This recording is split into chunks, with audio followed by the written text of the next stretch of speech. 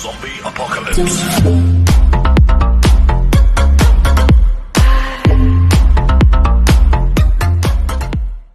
Ito po yung sa akin, naligo daw siya, malalaman ko kung sino. Baka si Santos. Baka si Santos. Si Santos nga po din nagre-reply Hindi po. kaya sinachat. Hindi ka nagre-reply si Santos. Famous naman pala. Okay na, asa na? Hoy, dali na. Takot baka maubusan ng handa doon sa kapitbahay. Wait lang po. Sir, kasama po namin si Manilyn. Maniling. Opo, dinagdag niyo po siya kasi nawala po siya ng group. Oo nga po.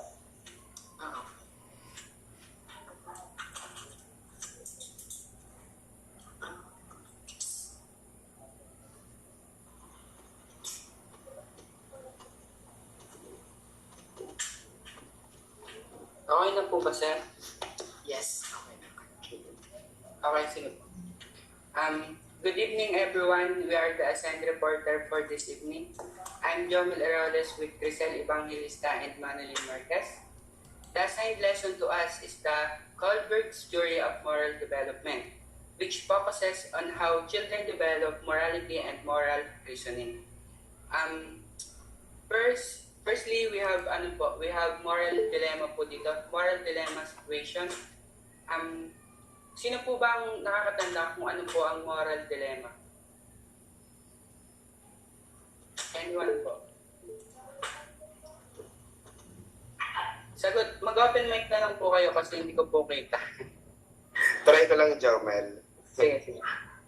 Ang parang naalala ko last time, yung moral dilemma is yung nagkakaroon tayo ng kalituhan between our decisions. Kasi, una, meron na tayong choice na to, then magkakaroon pa tayo ng second choice na which is para mas magpapalito pa sa atin. Parang gano'n. Yan, tama yun. Ang moral dilemma is stuck tayo sa dalawang choices na yun na hindi tayo makapili, mahirap makapili kasi may kinoconsider tayong mga bagay, ganun. So we have a situation dito. Miss Ayesa, can you read po the situation? Okay. Ryan, 17, has been saving up money to buy a ticket for his concert of rock band. His parents have discouraged him from going as the concert will surely be with a rowdy crowd. The band is notorious for having out of control audience who somehow managed to get drunk and stoned during the concert. Ryan agreed not to watch anymore, but a day before the concert, Nick, 15 years old, brother of Ryan, saw a corner of what appeared to be a concert ticket showing in the pocket of Ryan's bag. Nick examined it and confirmed it was indeed a ticket. Looking at Ryan's bag, Nick also found an extra shirt and two sticks of marijuana. So he figured Ryan will go to the concert after all. That night, Ryan told his parents that he was spending tomorrow night at a classmate's house for a school requirement. Then later that evening, he told Nick of his plan to go to the concert. Nick didn't say anything, but he found it difficult to sleep that night, thinking whether to tell their parents or not. Thank you, Mr. Chavez. So, naintindihan niyo naman po yung situation, ano po? Opo. Yes po. Naintindihan naman po. So, let's proceed to the questions here. The question number 1 is, if you were Nick, what would you do? The second question is, why would you choose to do that? What were the things you considered in deciding what to do? Mr. Gonzalez, can you answer these 2 questions? Oy, Mr. Eroles, pwede bang isa-isa naman muna ang tanong? Sige po. Sorry po. Akala ko po kasi sir ay magka-connect po. If you were Nick, would Sige, okay. yung sa question number 1 po, if I were Nick, ang gagawin ko po is, I would tell my parents about my brother's plan po. Not to look pabida or something sa magulang namin, pero I'm thinking of the safety of my brother po. Mas pinaprioritize ko yung safety niya over his happiness po. Ganun. Okay po. So, why would you choose to do that? What were the things you considered in deciding what to do? Ako ba? Ay, nasagot mo na ata. So, another naman po. Sino po ba pwede pang sumagot pa po nitong tanong?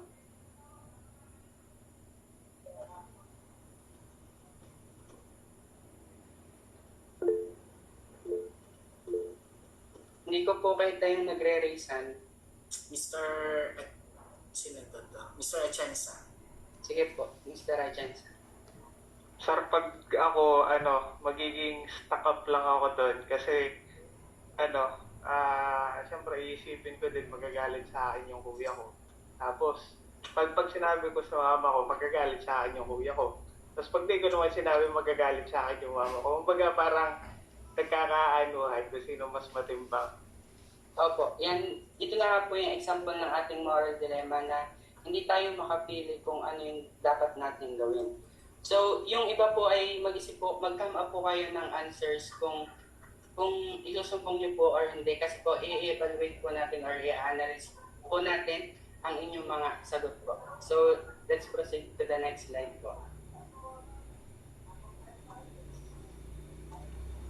Okay, the next one is the analysis. Examine the answers you gave and compare it with the response that's provided below. In which of these responses is your answer most similar? I will call again po Mr. Gonzalez and Mr. Atienza kung saan stage po pumasok yung answers nila. The stage 1, yes, I will tell our parents because Miss they found... Evangelista, medyo paki-louder na konti ako. Okay po, sir. Okay na po? Okay. Ay, mahina palang audio ko, sorry. Okay na po, sir? Okay. In the stage 1, yes, I will tell our parents because if they found out later that I knew, for sure they will get angry and most likely punish me.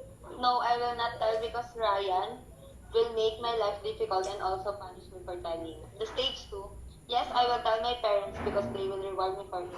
I will softly ask for that new iPad that I'm wishing to have. No, I will not tell. Ryan will surely grant me a lot of favors for not telling. He'll also squill on me. Okay, next slide po. In the stage 3, yes, I will tell so my parents will think I am such an honest boy. No, I will not tell. Ryan will think of me as a really cool brother. Stage 4, yes, I will tell because we should follow the rules that our parents say. No, because it's been our rule to keep each other's secrets.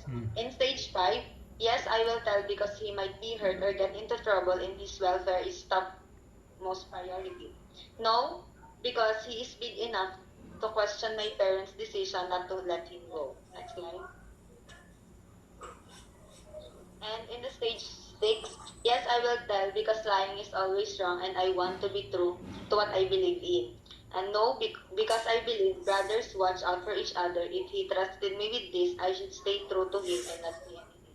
Okay, Mr. Gonzalez, where do you think your answer goes? In what stage? Stage 5, yung yes, I will tell because he might be hurt or get in trouble and his welfare is top most priority. Okay, you are in stage 5 and Mr. Atienza. 5 din, ma'am. Yung sa no. Sa 5 din. So, dun sa answers nila, we can conclude that they are in the same level of, in the same stage of moral development. Okay, next slide. Additional lang po kasi later on we will talk about what the stage 5 is. So, next slide. Lesson objectives.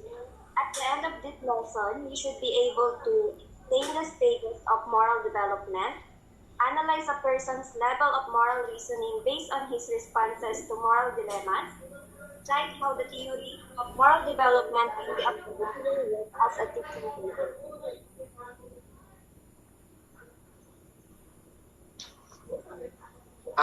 So let's talk about Lawrence Kohlberg. Kilala niyo po ba siya or familiar po kayo sa kanya? So, hindi po. So let's proceed na po. Did you know that Lawrence born on October 25, 1927 in Bronxville, New York, US? He died at 60 years old on January 17, 1987 in Boston, Massachusetts. He is American psychologist and educator known for his theory of moral development. So here are the very interesting facts about him. Firstly, he was born wealthy, but used to be sailor and began to be interested in moral reasoning. We all know that moral reasoning is the critical analysis of a specific event to determine what is right or wrong. So, definitely, moral reasoning tests on how we make decisions, kung paano tayo mag-decide, kung paano tayo pipili kung ano na pipili natin sa dalawang choices na yon. Kung paano tayo, ang moral reasoning din is kung paano tayo mag-isip if it is right or wrong. So, Kohlberg'S is known for his theory of moral development, which was influenced by Piaget and Davis theory.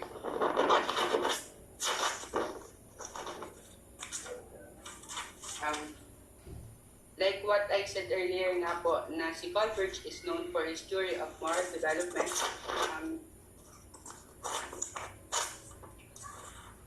Sino po naka-open mic? Okay po.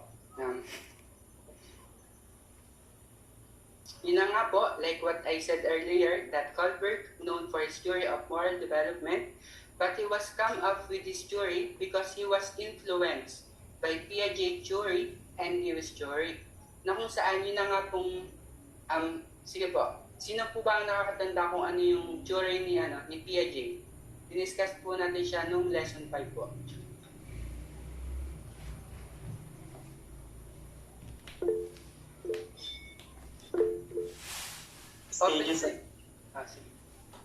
Stages of cognitive development. Yan, tama. So, si Kohlberg'S is, ulitin ko lang po, si Kohlberg'S is nag-come up sa theory ni Piaget para mabuo niya itong moral development, theory of moral development. So, the third one is, he believed that people progress in their ability to reason morally through 6 stages with 3 levels, largely by social interaction. So, later on, malalaman natin kung ano nga ba yung 3 levels na yon with the 6 stages. So, next slide. So, good evening po ulit. So, Lawrence Kohlberg adapted and built on Piaget's work and set the groundwork for the present debate within psychology on moral development.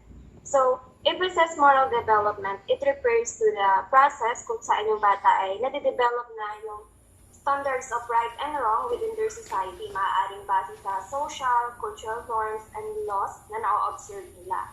And then, like Piaget, he believed that children form ways of thinking through their experience, which include understanding of moral concepts such as justice, right, equality, and human welfare.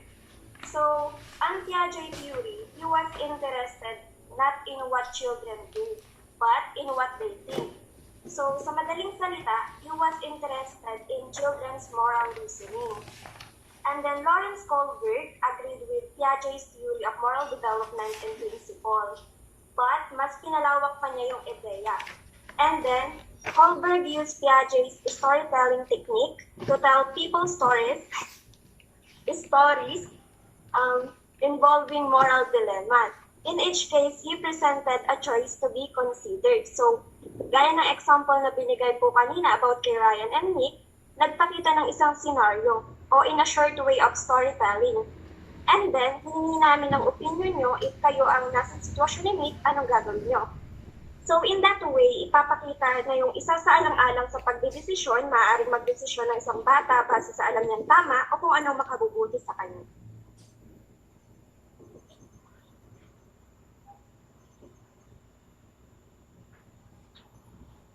Kohlberg followed the development of moral judgment and extended the ages covered by Piaget. and found out that the process of attaining moral maturity took longer and occurred slower than Piaget had thought. We all know that Piaget has only 4 stages, and Kohlberg is expanded it, and he said that the moral development of a child is a continual process or panghabang buhay. And if Piaget designed a specific task, Piagetian task, to learn about the cognitive development of children, Kohlberg utilized moral dilemmas or Kohlberg dilemmas. So dito nga po, ang ginamit po ni Piaget yung Piagetian task para po mag-come up sa cognitive development ng bata. While naman po kay Kohlberg naman po is Kohlberg dilemmas po na ito na nga po yung kanina sa situation po kanina. Yun po. And from his research, Kohlberg identified 6 stages of moral reasoning grouped into 3 major levels. Each level represents a significant change in the social moral reasoning or a perspective of a person. And now let us discuss the 6 stages of Kohlberg's moral development. Kohlberg's theory of moral development. According to him, moral development occurs in 6 stages, and it is divided into 3 levels. The pre-conventional level, and under the it contains the stage 1 or the punishment or the obedience, the stage 2, mutual benefit, the level 2, the conventional level, and it contains the stage 3, social approval, and the stage 4, law and order. And the last level is the level 3, the post-conventional, and it contains the stage 5, the social contract, and the last stage, the universal principles. The level 1, pre-conventional level. Miss Ronelyn Saballero, will you please read the meaning of the pre-conventional level only?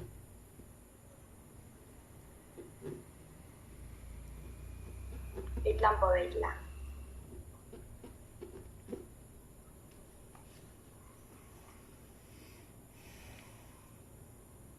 Level 1, pre-conventional level. Moral reasoning is based on the consequence or results of the act, not on the whether the act itself is good or bad. Okay, in the Then first... Okay na. In the pre-conventional level, it is the first stage and it lasts after the age of 9. Sa level na to, the children, wala silang personal code of morality because they are shaped by the standards of the adults and yung consequences ng pagsunod or yung paglabag nila sa rules. And it is said also na if the action of the children, if leads to punishment, then the action is bad. And if it leads to reward, then it will be good. And the stage 1, the punishment or obedience, one is motivated by fear of punishment. He will act in order to avoid punishment. So, the behavior of the child is determined by consequences. Yung children they need to obey in order to avoid the punishment. And the stage 1 here is based on kanina, the selection is, yes, I will tell our parents because if they found out later that I knew, for sure they will get angry and most likely to punish me. And the other one is, no, I will not tell because Ryan will make my life difficult and also punish me for telling. And to make it in a simpler definition, in stage 1 is nakatuon ka sa sarili at sa kahihinatnan ng ginawa mo or yung consequence nito. And the stage 2, the mutual benefit. One is motivated to act by the benefit the one may obtain later. You scratch my back, I'll scratch yours. In this, the benefits or the reward, ang behavior naman of the child is determined sa consequences pa rin. Pero, yung individual, nakafocus siya sa receiving the rewards or his or her personal needs. And the example here is the, yes, I will tell my parents because they will reward me for it. I will simply ask for that new iPad that I'm wishing to have. And no, I will not tell. Brian will surely grant me a lot of favors for not telling. He'll not also twill on me. And in simpler definition is nakatuon ka sa kung alin yung makakabuti sa sarili mo and kung makikinabang ka ba sa ginawa mo.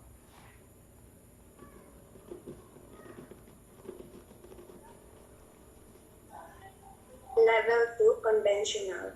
Moral reasoning is based on the conventions or norms of society. This may include approval of others, law and order. So stage 3, social approval. One is motivated by what others expect and behavior. Good boy, good girl. The person acts because he or she values how he or she will appear to others. He or she gives importance on what people will think or say. For example, yes, I will tell so my parents will think I am such an honest boy. No, I will not tell. Ryan will think of me as a really cool brother. So gaya dito sa example, mas gustong mabuhay ni Nick ayon sa expectations ng iba na dapat tama at mabuti ang mga ginagawa niya para okay ang maging relationships niya sa iba. So, dito sa social approval, binibigyang pansin dito ang iisipin ng ibang tao sa magiging desisyon niya. And then, stage 4, law and order. One is motivated to act in order to uphold law and order. The person will follow the law because it is the law.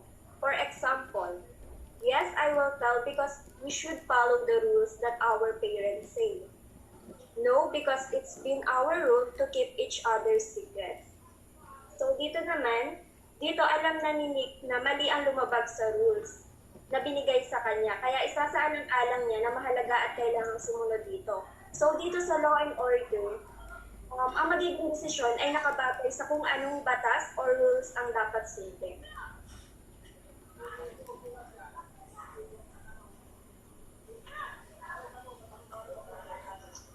Okay na ba, Marlene? So, level 3, post-conventional. Moral reasoning is based on enduring or consistent principles. It is not just recognizing the law, but the principles behind the law. So in this level 3, we have the social contract and the universal principles na kung saan ang social contract ay laws that are wrong can be changed. One will act based on social justice and the common good. For example, this is, yes, I will tell because he might be hurt or get in trouble and his welfare is topmost priority. No, because he is big enough to question my parents' decision not to let him go.